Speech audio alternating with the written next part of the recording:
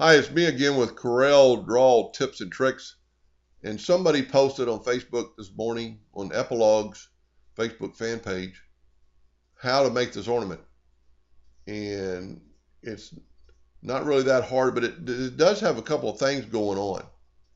It's actually been engraved around the edge that I kind of like and then I kind of don't like. And actually the handle where the string goes through is actually engraved. That's going to weaken the wood a little bit, but on an ornament it shouldn't really bother it. So we're gonna draw this thing real quick. And if I talk real fast, you can always back up. I'm trying to make it a little shorter. Go to your basic shape tools. It's going to open this up.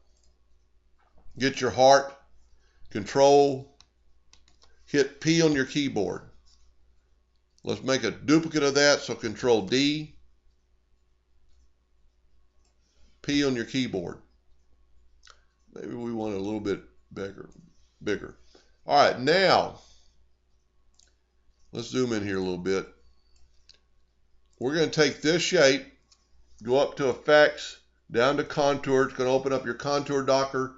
You want to contour to the inside, and we're going to contour 0.1 of an inch.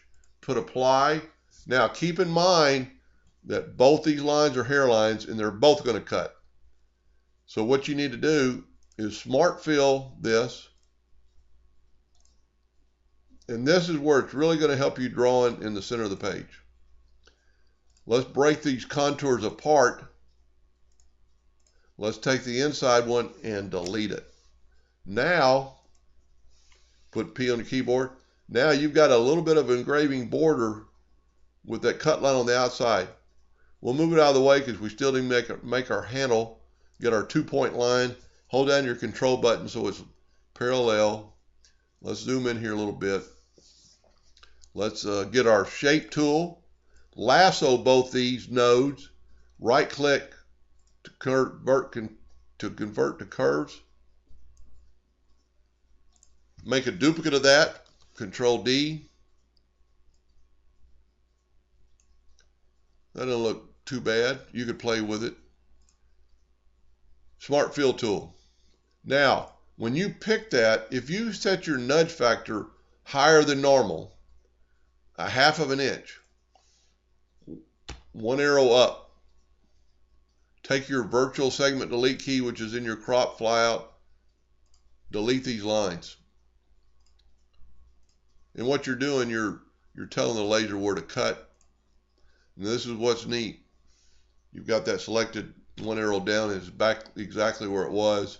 Heart, P, it's back where it was. Now, this is a little tricky. I'm not going to write out the whole thing, but we're going to write test. I'm just going to put the word test in it. That's a little too big.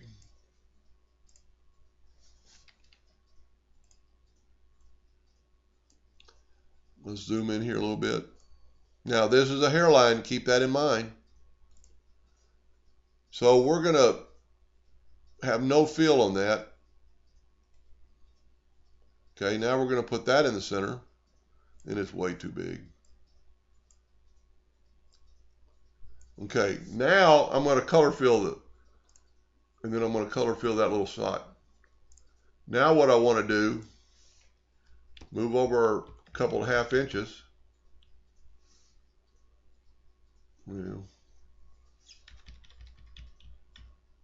Grab that, hold down your shift key, and grab that too. I feel confident. Nope. Hold down your shift key, move them out of the way. Now we want to get rid of these hairlines. Whoops. You know, whenever you're having that problem, just come in from a different angle. Let's group this together. Group P. Now, when I draw a lot, I always keep a yellow fill. So let's group this together real quick so we won't mess it up. And if you can see yellow, that means it's not going to engrave. Now, a lot of people are going to go, well, why don't you just write test, and put it white. Well, it's going to engrave a little bit.